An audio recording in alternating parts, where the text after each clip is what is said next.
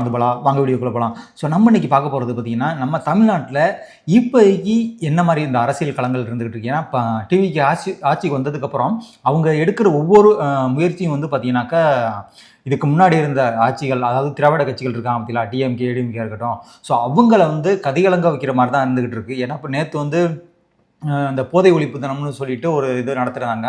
அதை பற்றி நம்ம அந்த விரிவாக பார்க்க போகிறோம். அடுத்து வந்து பார்த்தீங்கன்னாக்கா, சென்னை மாநகராட்சியோட மேயர் இப்போ யார் இருக்கா, டிஎம்கே சார்ந்த இந்த பிரியா இருக்காங்களா. இந்த ஒரு இதில் வந்து ஒரு 6 மாதத்துக்கு முன்னாடி ஒரு மிகப்பெரிய ஒரு டெண்டரை வந்து முறைகேடுகள் நடந்திருக்கு அப்படிங்கிறாங்க. ஸோ இந்த முறைகேடுகள் எப்படி நடந்துச்சு, இவங்க வந்து 250 கோடி ரூபாய்க்கு வந்து அந்த நகராட்சிகளில் இருக்கக்கூடிய இருக்கக்கூடிய இடம், பொதுமக்கள் நடந்து போகிற இடம், இந்த மாதிரி இடத்துக்கள்லாம் வந்து பாதைகள் அமைக்கணும், அதாவது நடைபாதைகள் வந்து பார்த்தீங்கன்னா சிமெண்ட் ரோடு போடணும் அப்படின்னு சொல்லிட்டு ஒரு டெண்டரை வந்து அறிவிக்கிறாங்க. ஸோ இந்த டெண்டர் வந்து 32 கம்பெனிகள் வந்து இதில் வந்து உள்ளே பார்ட்டிசிபேட் பண்ண வர்றாங்க. ஸோ இந்த 32 கம்பெனிகள் வந்து உள்ளே பார்ட்டிசிபேட் பண்ண வரும்போது அவங்களுக்கு எப்படின்னாக்க, இந்த ஒரு 250 கோடி சொன்னோம் பார்த்தீங்களா, இதில் அவங்க செலவு பண்ணதே வந்து பார்த்தீங்கன்னா 19 கோடி 20 கோடி தான் வந்து செலவு பண்ணியிருக்க முடியும். ஆனால் அவங்க அதை 4 மடங்கு அளவுக்கு அதிகப்படுத்தி ஒரு 1 கோடி ரூபா செலவு பண்ணக்கூடிய ஒரு இடத்த வந்து 8 கோடி ரூபா 9 கோடி ரூபா கணக்கு காமிச்சிருக்காங்க. எப்படி வந்து இதில் வந்து 6 கோடி ரூபா 7 கோடி ரூபா வந்து 7 கோடி ரூபா வந்து ப்ராஃபிட், அதாவது அங்கே இருக்க அதே அதிகாரிகளுக்கு, அரசியல்வாதிகளுக்கு அந்த டெண்டர் அதை எடுத்தாங்க பார்த்தீங்களா, அவங்களுக்கு இந்த மாதிரி நிறைய இதில் வந்து பார்த்தீங்கன்னா குளறுபடிகள் நடந்திருக்கு. ஸோ இதை இப்போ நம்ம டிவிகே கவர்மெண்ட் என்ன பண்ணிட்டாங்கனாக்கா, இதை ஃபைன் பண்ணிட்டாங்க. ஃபைன் பண்ணி நம்ம தமிழ்நாடு கவர்மெண்ட் என்ன பண்ணாங்க, இதை இமிடியேட்டாக கேன்சல் பண்ணுறோம்னு சொல்லிட்டு சிஎம்ஜி அவங்க வந்து ஒரு அறிவிப்பை நேற்று ஒரு ஆணையாகவே விட்டுருக்காங்க. இதனால இந்த 250 கோடி ரூபா வந்து இல்லை 200 கோடி ரூபாய்க்கு மேலே வந்து பார்த்தீங்கன்னா இப்போ மக்களோட பணங்க இது. ஸோ மக்களோட பணத்தை வந்து, ஏன்னா மேயர் பிரியா இருக்காங்க பார்த்தீங்கன்னா, இவங்கள சார்ந்த முக்கியமான மேயர்கள், அது மட்டும் இல்லாமல் கவுன்சிலருக்கெல்லாம் இப்போ வரையும் அவங்களோட சொத்து விவரத்தை வந்து வெளியில் சொல்லவே இல்லை, சொல்லாமே இருந்துகிட்டு இருக்காங்க. இந்த 5 ஆண்டுகளாக வந்து அவங்க எவ்வளோ சம்பாதிச்சிருப்பாங்க, என்ன பண்ணியிருப்பாங்க அப்படிங்கிறத வந்து இதுவரையும் ஒன்றுமே வந்து வெளியில் கொண்டுட்டு வரல. அவங்க எலெக்ஷனில் நிற்கும் போதும் கூட வந்து பார்த்தீங்கன்னாக்கா அவங்களோட சொத்து மதிப்பை வந்து சொல்லலை அப்படிங்கிற மாதிரி சொல்கிறாங்க. ஸோ அந்த மாதிரி வந்து இருக்கும்போது இந்த நகராட்சி துறை, இந்த துறையில் தான் வந்து அதிகமான பணம் புழங்கும் அப்படின்னு சொல்லுவாங்க. ஏன்னா எல்லாத்துக்கும் காசுங்க. பார்க்க போகிறது பார்த்தீங்கன்னாக்கா இந்த பார்ட்டி ஃபண்ட். ஏன்னா இப்போ அந்த 3 நாள் நடந்துச்சு பார்த்தீங்களா அந்த அசம்பிளி. இந்த அசம்பிளியில் வந்து யார், எதிர்கட்சி தலைவர் உதயநிதி ஸ்டாலின், அவர் வாய் கொடுத்து அவரே வந்து மாட்டிக்கிட்டாரு. ஏன்னா ஒரு மனுஷன் வந்து உம்முன்னே இருக்கிறாரு, இவர் உம்முன்னு இருக்காரு, இவரை வந்து வாயை திறக்க சொல்லுங்கள் சிஎம், வாயை திறங்க சிஎம் அப்படின்னு சொல்லிகிட்டே இருந்தாங்க. ஆனால் அவர் வந்து 3ஆம் நாள் வந்து பேசினார், எல்லாம் எந்திரிச்சு ஓடிட்டாங்க. நான் வந்து ஒரு 1/2 மணி நேரம் தான் பேச வர்றேன், அதுக்குள்ளேயே எல்லாம் எந்திரிச்சு ஓடுறீங்க, நான் முழுமையாக பேசுகிறேன்னா நீங்கள் இருக்கவே மாட்டீங்க போல அப்படின்னு சொல்லிட்டு சிஎம்ஜி அவங்க வந்து சொல்லியிருந்தாங்க. ஏன்னா அந்த டயத்தில் பேசும்போது அவங்களுக்குள்ள வந்து ரொம்ப விவாதங்கள் போயிட்டு இருக்கும்போது பார்ட்டி ஃபண்டை பற்றி வந்து அவங்க எடுத்து விட்டாங்க. யார், ஏடிஎம்கே எடுத்து விட்டாங்க. அதுக்கப்புறம் இவங்க வேறு என்ன, சும்மாவே வந்து ஒவ்வொருத்தவங்களா இப்போ நோண்டிக்கிட்டு இருக்காங்க, எந்தெந்த அமைச்சர்கள் யார் யார் கொள்ளடிச்சிருக்காங்க, எவ்வளோ லஞ்சம் வாங்கியிருக்காங்க அப்படின்ட்டு இப்போ ஏபாவையில் உள்பட எல்லாருமே மாட்டிக்கிட்டு இருக்காங்க.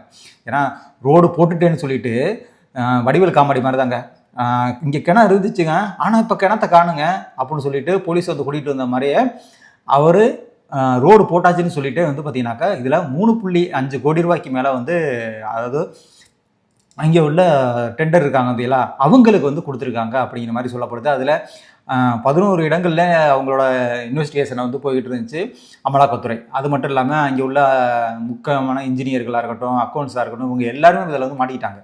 வந்து இப்போ மிக முக்கியமான பேச்சு பொருளாக மாறி இருக்குங்க.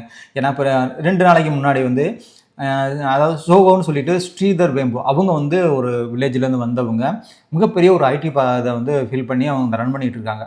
அவங்க வந்து 2 பள்ளிகள் வந்து பார்த்திங்கன்னா நான் வந்து அமைக்க போகிறேன், அதாவது டிஎம்கே கவர்மெண்ட் இருக்கும்போது நான் பள்ளிகள் அமைக்க போகிறேன், அந்த பள்ளிகளுக்கு வந்து சொன்னது கேட்கும்போது அவங்க என்ன சொல்லியிருக்காங்கன்னா, இல்லை எங்களுக்கு வந்து இவ்வளோ அமௌண்ட் கொடுங்க, இவ்வளோ அமௌண்ட் கொடுத்தா உங்களுக்கு வந்து அந்த சர்டிஃபிகேட்டை வந்து கிளியரன்ஸ் பண்ணி கொடுப்பேன். அப்போ இருந்த அன்பில் மகேஷ் வந்து யார், கல்வித்துறை அமைச்சராக இருந்தாங்க. ஸோ அவங்க இலாக்காவில் இருக்கும்போது தான் இந்த மாதிரி நிறையா இஷ்யூலாம் நடந்திருக்கு. அதுக்கப்புறம் நேற்று வந்து பார்த்திங்கன்னா ஒரு ஸ்கூலோட தலைமை அவங்களோட தாளாளர் என்ன சொல்கிறாங்கனாக்கா, இதுக்கு முன்னாடி இருந்த ஆட்சியில் வந்து நாங்கள் ஒவ்வொரு சர்டிஃபிகேட் வாங்குறதுக்கும் வந்து அவங்களுக்கு லட்சக்கணக்கில் வந்து பணம் கொடுத்துருக்கோம். ஆனால் இந்த ஆட்சி வந்ததுக்கப்புறம் பார்த்திங்கன்னா எங்களுக்கு எந்த விதமான எதுவுமே இதுவரையும் கொடுக்கவே இல்லை.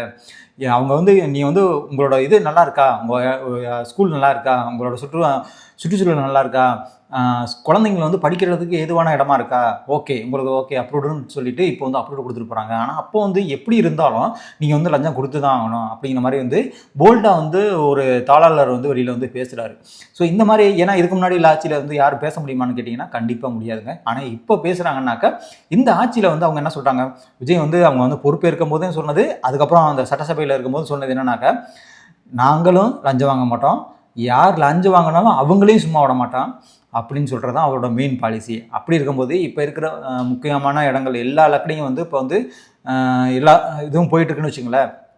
ஸோ இந்த கல்வித்துறையில் வந்து மட்டும் 1200 கோடி ரூபாய்க்கு மேலே வந்து இதில் வந்து லஞ்சம், அதாவது ஸ்கூலாக இருக்கட்டும் காலேஜாக இருக்கட்டும் இவங்க எல்லாரையும் வந்து அந்த அக்ரிமெண்ட் அந்த ஒரு சர்டிஃபிகேட் வாங்குறதுக்காண்டினே வந்து இவங்க லஞ்சம் வாங்கியிருக்காங்க அப்படின்னு சொல்லிட்டு இப்போ இருக்கிற ராஜ்மோகன் கல்வித்துறை அமைச்சர் இருக்காரு பார்த்தீங்களா, அன்பில் மகேஷ் மேலே வந்து இப்போ பழிய சொல்கிறாங்க, அவங்கள குற்றச்சாட்டுகள் வைக்கிறாங்க.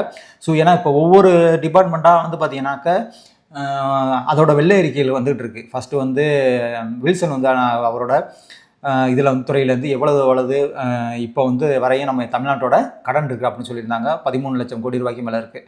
அடுத்து வந்து பார்த்தீங்கன்னாக்கா நிர்மல்குமார், ஸோ அவங்க வந்து மின்சாரத்துறை அமைச்சராக இருக்காங்க. ஸோ அவங்க வந்து ஒரு வெள்ளை அறிக்கை விடுறாங்க. அதில் 3.5 லட்சம் கோடி ரூபாய்க்கு மேலே வந்து இதை மின்சாரத்துறை மட்டுமே இருக்குது அப்படிங்கிற மாதிரி சொல்கிறாங்க. ஸோ இதெல்லாம் சேர்த்தா தான் வந்து 13 லட்சம் கோடி ரூபாய்க்கு மேலே வந்து நம்ம தமிழ்நாட்டோட கடன் இருக்குது. ஸோ இப்போ அடுத்து வந்து இன்னும் அடுத்தடுத்த துறைகளில் உள்ள அமைச்சர்கள் வந்து அவங்க சைடில் எவ்வளவு வந்து ஊழல் நடந்திருக்கு, அடுத்து என்ன பண்ண போகிறாங்கன்னா டாஸ்மாகில் உள்ள எவ்வளோ ஊழல் நடந்திருக்கு அப்படின்னு சொல்லிட்டு பார்க்க போகிறாங்க. ஸோ இந்த மாதிரி ஒவ்வொரு இடத்துலையும் வந்து இவங்களோட செயல்பாடுகள் வந்து ஸ்கூலில் போய் வாங்குறது, இந்த மாதிரி பார்ட்டி பண்டுங்கிறது யாருக்கு போகும், இது எல்லாம் வந்து அங்கே உள்ள மாவட்ட செயலாளராக இருக்கட்டும், அது மட்டும் இல்லாமல் அங்கே உள்ள எம்எல்ஏயாக இருக்கட்டும், அமைச்சர்கள், இந்த மாதிரி மேலிடத்துக்கள், அதாவது ஒரே ஃபேமிலிக்கு போணுச்சா அப்படிங்கிற மாதிரிலாம் வந்து இப்போ அதிகமாக பேசிகிட்டு இருக்காங்க. ஸோ அப்படிங்கும்போது இந்த அமௌண்ட்டெல்லாம் யார், சபரீசன் இருக்காங்க, சபரீசனுக்கு போணுச்சா அப்படிங்கிற மாதிரி, உதயநிதிக்கு போணுச்சா இல்லை சபரீசனுக்கு போணுச்சா அப்படிங்கிற மாதிரிலாம் வந்து நிறையா விவாதங்கள்லாம் போயிட்டுருக்கு. ஆனால் இதில் எவ்வளோ பேர் மாட்ட போகிறாங்க அப்படிங்கிறது தான் வந்து இப்போ வரையும் தெரியலைங்க. ஏன்னா இப்போ இந்த கட்சி வந்ததுக்கு 40-45 நாள் ஆயிடுச்சு. ஸோ இந்த 45 நாள்லேயே வந்து அவங்க வந்து பண்ணுற ஆக்டிவிட்டீஸ் எல்லாம் பார்த்தாக்க பண்ணணும். ஸோ இதில் வந்து கண்டினியூ பண்ணால் தான் அவங்களோட ஆட்சி வந்து பார்த்திங்கன்னா நிலச்சி நிற்கும். இன்னும் 5 வருஷம் இருக்கும், இன்னும் 5 வருஷம் இருக்கும், இப்படி போயிட்டே இருக்கும். ஆனால் இதில் ஏதாவது ஒரு குளறுபடி வந்துச்சுன்னா, ஏன்னா இப்போ நான் ஃபார் எக்ஸாம்பிள் சொல்ல வரேனே, நம்ம டிவிகே கவர்மெண்ட் வந்து அவங்க பண்ணுற நல்ல விஷயங்களை வந்து நம்ம வந்து அதிகம் பேசிக்கிட்டு இருக்காங்க. ஏன்னா நிறையா விஷயங்கள் பண்ணிக்கிட்டு இருக்காங்க. இந்த மாதிரி முறைகேடுகள் நடக்கிறத வந்து தட்டி கேட்குறதா இருக்கட்டும், நிறைய விஷயங்களை வந்து அவங்க வந்து பேசிக்கிட்டு இருக்காங்க.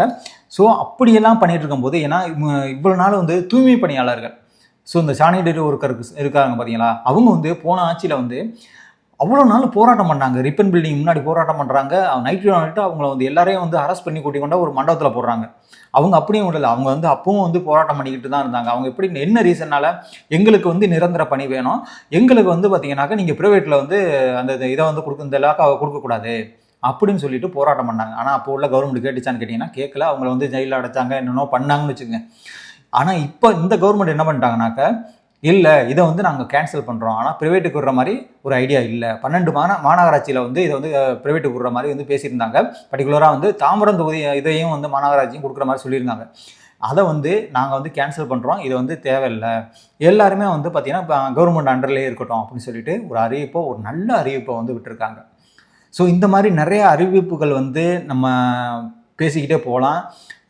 இதெல்லாம் பேசிக்கிட்டு இருந்தாலும் இதில் ஒரு நெகட்டிவான ஒரு சில சைடுகளும் இருக்குது. அதே டிவிக்கு சைடு இப்போ இருக்கிற முக்கியமாக தாம்பரம் தொகுதியோட எம்எல்ஏயான சரத், அவங்க வந்து ஒரு மினிஸ்டராக இருக்காங்க. ஸோ இந்த மினிஸ்டர் இருக்கும்போது நேற்று ஒரு வீடியோ வருது. காலையில் பார்த்தீங்கன்னாக்கா சிஎம் அவங்க வந்து அந்த ரன்னிங் போனதை வந்து 3 கிலோமீட்டர் போனாங்க அப்படிங்கிற மாதிரிலாம் சொன்னாங்க. அவங்க போகிறது இருக்கிற இளைஞர்களுக்கெல்லாம் வந்து பார்த்திங்கன்னா யாரும் ட்ரிங்க்ஸ் அடிக்கக்கூடாது, ஸ்மோக் பண்ணக்கூடாது அப்படின்னு சொல்லிட்டு அவங்க வந்து சிம்பாலிக்காக, ஸோ நானே வந்து 52 வயசாகுது, நானே வந்து இவ்வளோ ரன்னிங் போகிறேன், நீங்களும் உங்களால் முடியும், நீங்கள் யாரும் ட்ரிங்க்ஸ் அடிக்காதீங்க, போதை ஒழிப்பு தினமாக வந்து நேற்று மிகப்பெரிய ஒரு மாராத்தனமாக நடந்துச்சு. அவ்வளோ ஒரு வைரலாக போயிட்டு இருந்துச்சு. ஆனால் நிறைய பேர் பாராட்டினாங்க. ஸோ நிறைய பேர் பாராட்டினாங்க. ஏன்னா ஒரு முதலமைச்சரே வந்து இப்படி ரன்னிங்கில் போகிறாரு. ஆனால் இதுக்கு முன்னாடி இதெல்லாம் பார்த்தீங்கன்னா டிஎம்கே ஐடி விங்ஸ்லாம் என்ன பண்ணுறாங்க, இதை வந்து ட்ரோல் பண்ணுறாங்க. எப்படின்னா, என்ன நீங்கள் உங்கள் ஆள் வந்து 3 கிலோமீட்டர் போனதுக்கே இப்படி பேசுகிறீங்க. அதாவது உமர் அப்துல்லாவான அதாவது ஜம்மு காஷ்மீர் அவரோட முதலமைச்சர் பார்த்தீங்கன்னாக்கா வந்து உள்ளே வந்து சொல்லிக்கிட்டு இருந்தாங்க. ஸோ அதெல்லாம் விடுங்க. ஒரு முதலமைச்சர் இருக்காரா, அவர் வந்து எல்லாருக்கும் எடுத்துக்காட்டாக இருக்காருனாக்கா கண்டிப்பாக எல்லாம் வரவேற்கத்தக்கணும். ஸோ அப்படியெல்லாம் போயிட்டு இருக்கும்போது நம்ம இந்த மாதிரி நிறையா விஷயங்களை வந்து நம்ம வந்து நிறையா முன்னாடி வந்து பேசலாம். ஸோ அவங்க பண்ணுற நல்ல விஷயங்களை வந்து பேசிகிட்டு இருக்கும்போது நேற்று சாயந்தரம் ஒரு வீடியோ வருது. என்ன வீடியோனாக்கா, இந்த தாம்பரம் தொகுதியோட எம்எல்ஏ வந்து யார், சரத், அவங்க கில்லி சரத்துன்னு சொல்லிட்டு அவங்க வச்சுருக்காங்க. அது படம் விஜய் வந்து அவங்க படம் எடுக்கும்போது அப்போலேருந்து அவங்க முன்னாடியே அடப்பேரை வந்து கில்லி சரத்துன்னு வச்சுருக்காங்க. இப்போ ஒரு அமைச்சராக இருக்காங்க. இவங்களோட வாக்கு எண்ணிக்கை பார்த்தீங்கன்னா நீங்களாம் வந்து மிரண்டு போயிடுவீங்க. 1,00,000 வாக்குகளுக்கு மேலே வந்து வின் பண்ணியிருக்காங்க. இவங்களை வந்து ஆப்போசிட் பார்த்தீங்கன்னாக்கா 80,000 வாக்குகள் வந்து டிஎம்கே சைடில் இருக்காங்க. இவங்க 1,18,000 வாக்குகளுக்கு மேலே வந்து வாக்கு வாங்கியிருக்காங்க. அந்தளவு வாக்கு வாங்கின இவங்க மேலே நேற்று ஒரு அலகேஷன் வந்திருக்கு. என்ன அலகேஷன்னாக்கா, இவங்க ட்ரக்ஸ் யூஸ் பண்ணாங்க. பர்டிகுலராக ஐபிஎல் 2 வருஷத்துக்கு முன்னாடி ஐபிஎல் மேட்ச்சில் வந்து இவங்க ட்ரக்ஸ் யூஸ் பண்ணதை வந்து அப்படியே வீடியோ எடுத்து வெளியில் விடுறாங்க. அது எப்படின்னாக்கா, இந்த மாத்திரை மாதிரி பொடியாக இருக்குது, அதை வந்து நுணுக்கி அதை ஒரு 500 நோட்டில் வந்து கொட்டி அதை வந்து அது வரையும் தான் வந்து வீடியோ வருது. ஆனால் இதை வந்து பார்த்தீங்கன்னா இந்த ஒரு இது இப்போ காலையில் மாராத்தான் நடக்குது. அதுக்கப்புறம் இந்த திமுகவோட ஐடி விங்ஸ் வந்து இதை எடுத்து வெளியில் விடுறாங்க. ஸோ இது மிகப்பெரிய ஒரு இஷ்யூவாக மாறுது. அதுக்கப்புறம் அவங்க அந்த ஃபேமிலி இருக்காங்க பார்த்தீங்களா, யார், கில்லி சரத்து, அவங்க ஒய்ஃபு, அவங்க மக, 3 பேரும் வந்து குழந்தை எல்லாரும் வந்து அவனுக்குள்ள வந்து அவங்களோட எக்ஸ்பிளனேஷன் கொடுக்குறாங்க. இல்லை நாங்கள் வந்து நான் அப்படி பண்ணலை, என் குழந்தை அப்போ வந்து பார்த்தீங்கன்னாக்கா 1 வயசு குழந்தை. ஸோ என் 1 வயசு குழந்தைக்கு வந்து டாக்டர் என்ன சொன்னாங்கனாக்கா, நீங்கள் வந்து டேப்லெட் வந்து பார்த்தீங்கன்னா வயிற்று வலிக்கும், உங்களுக்கு ஏதாவது இன்ஃபெக்ஷன் ஆனிச்சுன்னா நீங்கள் வந்து இந்த மாத்திரை நுணுக்கி கொடுங்க அப்படின்னு சொல்லிட்டு சொன்னாங்க. அதனால தான் நான் அந்த இடத்துல அதை பண்ணி அவங்களுக்கு கொடுத்தேன். ஸோ ஆனால் இதை வந்து தப்பாக எடுத்து நீங்கள் வந்து இதில் வந்து பெருசுப்படுத்துறீங்க, இதெல்லாம் பண்ணாதீங்க அப்படின்னு சொல்லிட்டு அவங்க ஒரு வீடியோ வந்து அவங்க சைடில் உள்ள கிளாரிஃபிகேஷனை வந்து சொல்லியிருந்தாங்க. ஸோ அவங்க வந்து குழந்தைக்கு தான் கொடுத்தாங்களா இல்லை அவங்க பண்ணாங்களா அப்படிங்கிறதெல்லாம் இங்கே மேட்டரே கிடையாது. இது வந்து 2 வருஷத்துக்கு முன்னாடி முடிஞ்சு போச்சு. ஸோ 2 வருஷத்துக்கு முன்னாடி முடிஞ்சதை இந்த கட்சி ஆரம்பித்தே வந்து 1.5 வருஷம் தான் ஆகுதுன்னு வச்சுங்களேன். நீ 2 வருஷத்துக்கு முன்னாடி உள்ளதை வந்து எடுத்து போட்டு மறுபடியும் அவங்கள வந்து இப்போ அவங்க ஒரு ஆட்சியில் இருக்காங்க, ஒரு அமைச்சராக இருக்காங்க, மாண்புமிகு ஒரு அமைச்சராக இருந்துகிட்டு இருக்காங்க கில்லி சரத். ஸோ அவங்க மேலே வந்து இந்த மாதிரி அவதூறுகள் பரப்புறதை வந்து நம்ம வந்து தடுக்கணும். ஸோ இதை வந்து இதை அவாய்ட் பண்ணணும். ஏன்னா ஒருத்தவங்களை வந்து ஒருத்தவங்க நல்லது பண்ணுறாங்கனாக்கா அவங்கள வந்து அவதூறுப்படுத்திக்கிட்டே இருந்தோம்னா கண்டிப்பாக அவங்க நல்லது பண்ண மாட்டாங்க. ஸோ அது ஒன்று. 2வது பாயிண்ட் என்ன வந்து பார்த்தீங்கன்னா, மிக முக்கியமாக டிஎம்கே ஆட்சியில் வந்து நிறைய பேரை வந்து கைது பண்ணாங்க. பர்டிகுலராக வந்து பார்த்தீங்கன்னாக்கா சவுக்கு சங்கர். ஸோ சவுக்கு சங்கர் தான் இருக்கிறதுலே அதிகமாக கைதானவர்னு நம்ம சொல்லலாம். 2வது பார்த்தீங்கன்னாக்கா மாரிதாஸ். ஸோ இப்போ ரீசெண்டாக கூட மாரிதாஸ் வந்து கைது பண்ணப்பட்டார். அதெல்லாம் விட இப்போ வந்து பார்த்தீங்கன்னா டிஎம்கே ஆட்சியில் தான் அப்படி இருக்குன்னா, டிவிகே ஆட்சியிலையும் வந்து என்டிகே சார்ந்த உசேன் சொல்லிட்டு ஒருத்தர் நபர் இருக்காங்க, அதோட உறுப்பினர், அவரை வந்து கைது பண்ணியிருக்காங்க. ஏன்னா 1 வருஷத்துக்கு முன்னாடியே ஒரு வீடியோ போட்டிருக்காராம். அது என்ன வீடியோனாக்கா, கோட்டு போட்டிருக்காங்க. ஸோ சிஎம் விஜய் அவங்க வந்து ஒரு மாற்றத்தை கொண்டுட்டு வரணும் அப்படின்னு சொல்லிட்டு அவங்க வந்து கோட்டு போடுறாங்க, இதை பண்ணுறாங்க. ஆனால் இதை ஒரு தப்பாக எடுத்துக்கிட்டு அப்போது அவர் வீடியோ போட்டிருக்காரு. ஸோ அதை வந்து காமராஜரோட கம்பேர் பண்ணி போட்டதாகவும் அதனால வந்து இவரை கைது பண்ணுறோம் அப்படின்னு சொல்லிட்டு கைது பண்ணியிருக்காங்க. ஆனால் இது வந்து லைக் என்ன அப்படின்னா, நம்ம வந்து ஒரு முன்னாடி உள்ள கட்சி வந்து டிஎம்கே திராவிட கட்சிகள் தான் வந்து இந்த மாதிரி யாரும் பேச்சுரிமை இல்லாமல் யார் என்ன சொன்னாலும் உடனே அவங்கள வந்து கொண்டு ஜெயிலில் போடுவாங்க. ஸோ அதே பாணியில் இவங்க மறுபடியும் இவங்க ஃபாலோ பண்ணுறாங்க. கண்டிப்பாக இது நம்ம ஏற்றுக்க முடியாது. ஏன்னா ஒருத்தவங்க வந்து இங்கே பேச்சுரிமை இருக்குது அப்படிங்கிறனால தான் எல்லாரும் வந்து பேசுகிறாங்க. ஸோ பேச்சுரிமை இருக்கும்போது பேசுகிறத வந்து நீங்கள் வந்து தட்டி கேட்கணும். நீங்கள் வந்து அவங்களுக்கு வந்து அடக்குமுறை வந்து பண்ணக்கூடாது. இது அவங்க பேசட்டும், உங்கள் செயலை நீங்கள் பண்ணிட்டு போங்க, அவங்க பேசுகிறவங்க பேசிக்கிட்டே இருக்கணும் அப்படின்ட்டு நீங்கள் வந்து விட்டுறணும். அது மட்டும் இல்லாமல் டிஎம்கே கவர்மெண்ட் இருக்கும்போது முன்னாடியே கரூர் அந்த இஷ்யூவில் நடந்துச்சு பார்த்தீங்களா, அப்போ மிக முக்கியமான ஒருத்தரை வந்து வரதராசன் சொல்லிட்டு நேதாஜி அவங்களோட இதில் வந்து ஒரு அறக்கட்டையில் உள்ளவங்க, அவங்க வழிநடத்து கொண்டுட்டு போகிறவங்க, அவங்க வந்து இதை பற்றி பேசுனதுனால அவங்கள நைட்டாக வந்து கைது பண்ணிட்டு போனாங்க. ஸோ இந்த மாதிரி டிஎம்கே ஆட்சி இருக்கும்போது எவ்வளோ அராஜகங்கள்லாம் நடந்துச்சு, அதெல்லாம் வந்து இருக்கக்கூடாது அப்படின்னு நினச்சி தான் நம்ம இந்த கட்சி கொண்டாந்துருக்காங்க. ஸோ இந்த கட்சி வந்து இதே மாதிரி பண்ணிட்டு இருந்தாங்கன்னா கண்டிப்பாக இது வந்து மாற்றத்துக்கான வழி இல்லைன்னு நான் நினைக்கிறேன். ஆனால் இதுக்கு முன்னாடி நம்ம சொன்ன மாதிரியே வந்து தூய்மை பணியாளர்களுக்கு வந்து ப்ரைவேட் இல்லாமல் பண்ணது, இவங்க வந்து இந்த மாரத்தான் போனது, இது மாதிரி அந்த ஊழல் நடந்தது, இதை பற்றியெல்லாம் நிறையா விஷயங்களை நம்ம சொல்லும்போது இந்த மாதிரி ஒரு சில விஷயங்கள் நம்ம காதுக்கு வரும்போது அது வந்து நம்ம வந்து அதை ஏற்றுக்கிற முடியலை. ஸோ நான் அதனால தான் நான் உங்கள்கிட்ட சொல்லிட்டு இருந்தேன். ஏன்னா நம்ம வந்து ஒரு இதை பேசுகிறோம்னாக்கா அது வந்து மக்களுக்கு ஒரு நல்லது தான் நினைக்கிறேன். நான் வந்து ஒரு கட்சியை சார்ந்தோ இல்லை ஒரு இதை சார்ந்தோ எதுவுமே கிடையாதுங்க. நான் பேசுகிறதுலாம் மக்களுக்கு இன்றைக்கி என்ன நடந்துச்சு, நம்ம இங்கே என்ன குற்றங்கள் நடந்துச்சு, ஸோ அதை பற்றி நான் உங்களுக்கு வந்து வெளிப்படையாக வந்து என்ன நடந்துச்சு அப்படிங்கிறத நம்ம வெளிப்படையாக சொல்லணும். ஏன்னா ஒரு கட்சியை சந்தையை வந்து தூக்கி பிடிச்சிக்கிட்டே இருந்தோம்னாக்க அது கண்டிப்பாக ஒரு நல்ல ஒரு அதை வந்து நம்ம வந்து பார்த்தீங்கன்னாக்கா அதை வந்து காம்ப்ரமைஸ் பண்ணுற மாதிரி ஆகி போயிடும். அப்படி கிடையாதுங்க. நம்ம வந்து பேசுகிறத வந்து வெளிப்படையாக நம்ம தப்பு பண்ணுறாங்களா தப்பு பண்ணாலும் பேசுவோம், அவங்க நல்லது பண்ணுறாங்களா நல்லது பண்ணுறத பேசி தான் ஆகணும். ஏன்னா அவங்க அவ்வளவு நல்லது பண்ணுறாங்க. ஆனால் ஒரு சில குற்றங்கள்னால அவங்களோட அவங்க பண்ணுறது நல்லது எல்லாமே மறைஞ்சு போயிடுது. ஸோ அதெல்லாம் வந்து தவிர்த்துக்கிறணும் அப்படிங்கிறது என்னோட தாழ்மையான கோரிக்கை. ஸோ இதை நம்ம இன்றைக்கி வீடியோவில் பார்க்குற மாதிரி தான். வாங்க அடுத்த நாங்கள் வந்து